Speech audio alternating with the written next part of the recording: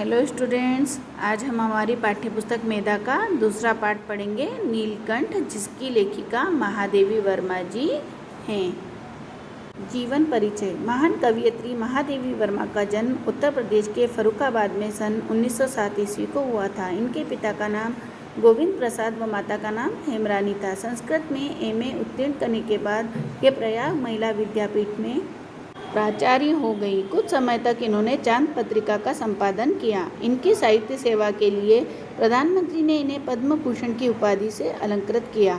18 मई 1983 ईस्वी को इन्हें हिंदी की सर्वश्रेष्ठ कवयित्री के रूप में भारत भारती पुरस्कार से सम्मानित किया गया। 11 सितंबर सन 1987 ईस्वी को इनका स्वर्गवास हो गया। इनकी प्रमुख रचनाएं निहर, रश्मि, नीरजा, अतीत के चलचित्र और पथ के साथी हैं। नीलकंठ एक रेखाचित्र है। रेखाचित्र अर्थात जैसे हम चित्रकला में चित्र बनाते समय बारीकी से एक एक चीज़ बनाते हैं, वैसे ही साहित्य में जब कोई घटना का विस्तार से वर्णन करना जिससे वह ऐसी लगे कि वह हमारे सामने ही घटित हो रही है, रेखाचित्र कहलाता है। लेखिका महादेवी जी को पशु पक्षियों से बहुत प्रेम था, इसलिए उनके घर पर बहुत सारे पशु पक्षी थे। यह रेखाचित्र भी उनके द्वारा लाए गए मोर और मोरनी से संबंधित रेखाचित्र है। मोर का नाम नीलकंठ है और उसके नाम पर ही इस रेखाचित्र का नाम नीलकंठ रखा गया है। कहानी इस प्रकार है। एक दिन लेखिका किसी मेहमान को स्टेशन पर छोड़कर वापस घर लौट रही थी तो खरगोश की दुकान का ध्यान आया और उन्होंने ड्राइवर को उस तरफ चलने को कहा और बड़े मियाँ चिड़िया वाले की दुकान पर रुकने को कहा। उनके बोलने से पहले ही बड़े मियाँ ने बोलना आरंभ कर दिया। सलाम गुरुजी, पिछली बार आने पर आपने मोर के बच्चे के लिए पूछा था। एक चिड़ीमार पकड़ लाया है। मोर के पंजों से दवा बनती है, इसलिए बहुत से लोग इन्हें लेना चाहते हैं, पर मैंने ऐसे लोगों को इन्हें मारने के लिए नहीं दिया। आखिर मेरे सीने में भी तो दिल है, इन मासूमों को कैसे दे दूँ? आपका नाम लेकर मैंने इन्हें रख लिया है। गाड़ी में रखने पर दोनों मोर के बच्चे झटपटाने लगते हैं। ऐसा लगता है पिंजरा ही सजीव होकर उड़ने योग्य हो गया है। घर पहुंचने पर सब कहने लगे कि तीतर है। मोर कहकर आपको ठग लिया। इस पर अप्रसन्न होकर लेखिका ने कहा, मोर के क्या सुरखाब के पंख लगे हैं? है तो पक्षी ही, और तीतर बटेर क्या लंबी पूंछ न होने के कारण उपेक्षा योग्य पक्षी हैं। पहले अपने पढ़ने लिखने के कमरे में उनका पिंजड़ा रखकर उसका दरवाज़ा खोला, फिर 2 कटोरों में सत्तू की छोटी गोलियां और पानी रखा। वे दोनों चूहेदानी जैसे पिंजड़े से निकलकर कमरे में मानो खो गए। लेखिका को जब अपना कमरा चिड़िया खाने जैसे लगने लगा तो उन्होंने बड़ी कठिनाई से उन दोनों मोरों को पकड़ करके बड़े से जाली के घर में पहुंचा दिया। इन दोनों को आया देख करके वहाँ रहने वाले पशु पक्षियों के बीच में कौतूहल जगा। कबूतर नाचना छोड़कर दौड़ पड़े और गुटरगू करने लगे।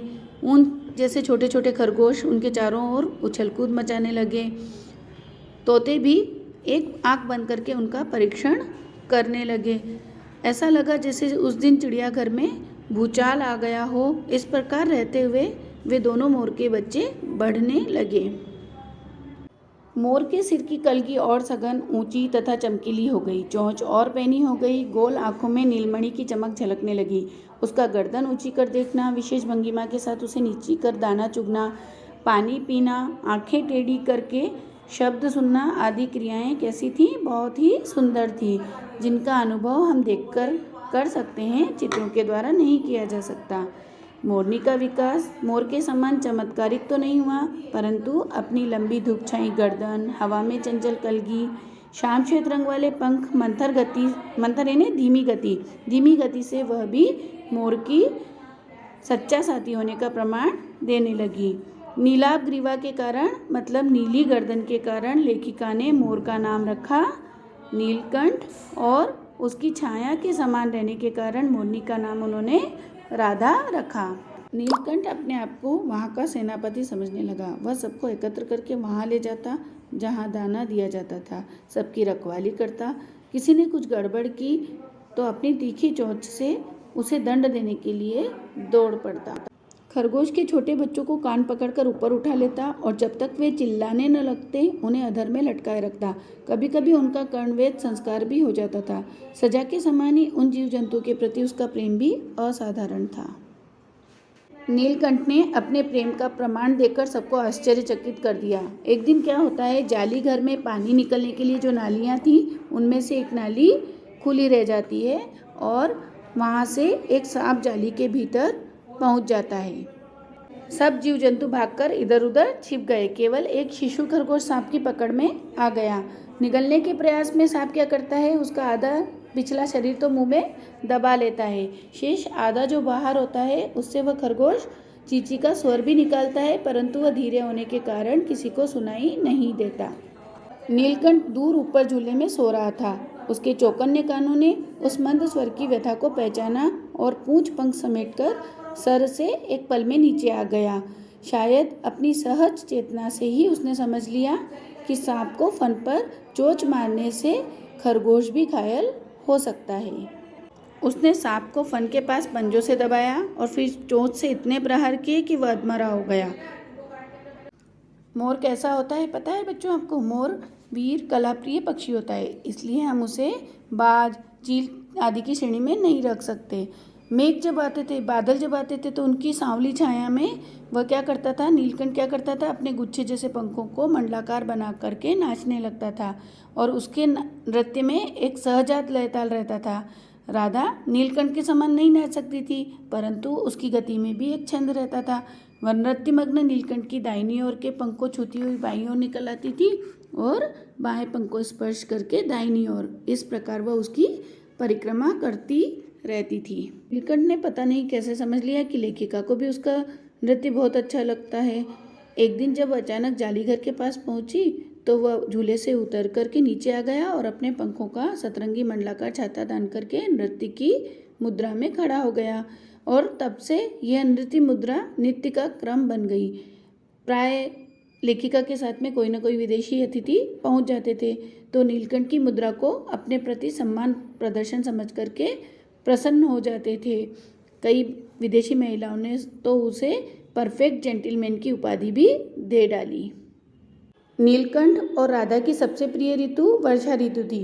बादलों के उमड़ आने से पहले ही वो हवा में उसकी सजल आहट पा लेते थे। तब उनकी जो कैका की आवाज़ थी, गूंज थी, वह तीव्र से तीव्र हो जाती थी। बादलों की गरजने की ताल पर ही उनके नृत्य का आरंभ होता और फिर मेघ जितना अधिक गरजता, बिजली जितनी अधिक चमकती, बूंदों की रिमझिमाहट जितनी तीव्र होती, नीलकंठ के नृत्य का वेग भी उतना ही बढ़ जाता और उसकी कैका की आवाज़ का स्वर भी उतना ही बढ़ जाता था। एक दिन लेखिका को किसी कार्य से नकाश कोने से निकलना पड़ा। बड़े मियाँ ने पहले के समान कार रोक ली और कहने लगे, देखिए गुरुजी, निर्दयी चिड़ी मार ने बेचारी मोरनी का क्या हाल किया है। ऐसे कभी चिड़िया पकड़ी जाती है?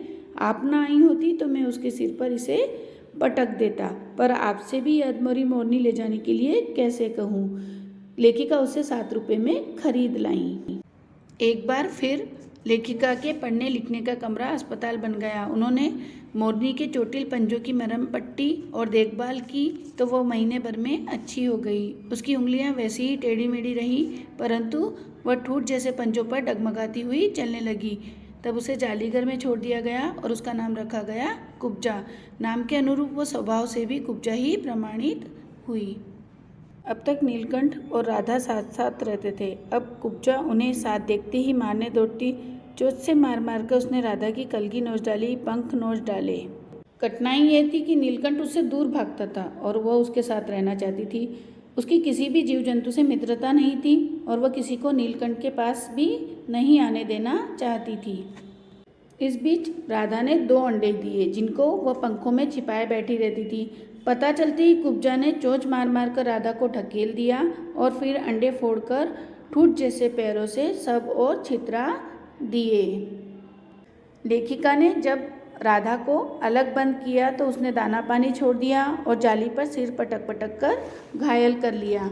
इस कलह कोलाहल से, इस शोरगुल से और उससे भी अधिक राधा की दूरी से बेचारे नीलकंठ की प्रसन्नता का अंत हो गया और वास्तव में नीलकंठ मर गया। नीलकंठ के नहीं रहने पर राधा तो नीचेस्ट यानी बेहोश होकर के कई दिनों तक कोने में बैठी रही। वह कई बार भागकर लौट आई थी, अतः वह प्रतीक्षा के भाव से दरवाजे पर दृष्टि लगाए रखती थी। पर कुब्जा ने शोरगुल के साथ खोज ढूंढ आरंभ की। खोज के क्रम में वह प्राय जाली का दरवाज़ा खुलते ही बाहर निकल आती थी। आम, अशोक, कचनार आदि की शाखाओं में नीलकंठ को ढूंढने लगती थी। एक दिन आम से उतरी ही थी कि कजली कुतिया सामने पड़ गई। स्वभाव के अनुसार उसने कजली पर चोंच से प्रहार किया।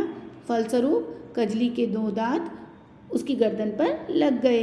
इस बार उसका कलह, कोलाहल और देश प्रेम भरा जीवन बचाया नहीं जा सका, परंतु इन 3 पक्षियों ने लेखिका को भी और हम सबको भी पक्षी की प्रकृति की विभिन्नता का जो परिचय दिया, वह हम सभी के लिए महत्वपूर्ण स्थान रखता है। इस कहानी को सुनकर के हम सभी को यह समझ में आ गया कि पक्षी भी मनुष्यों के समान विभिन्न प्रकृति के अर्थात विभिन्न स्वभाव के होते हैं। ओके बच्चों, आशा है आप सभी को ये कहानी समझ में आ गई होगी। अब हम मिलेंगे अगले वीडियो में अगले लेसन के साथ। Bye bye, have a nice day, good day.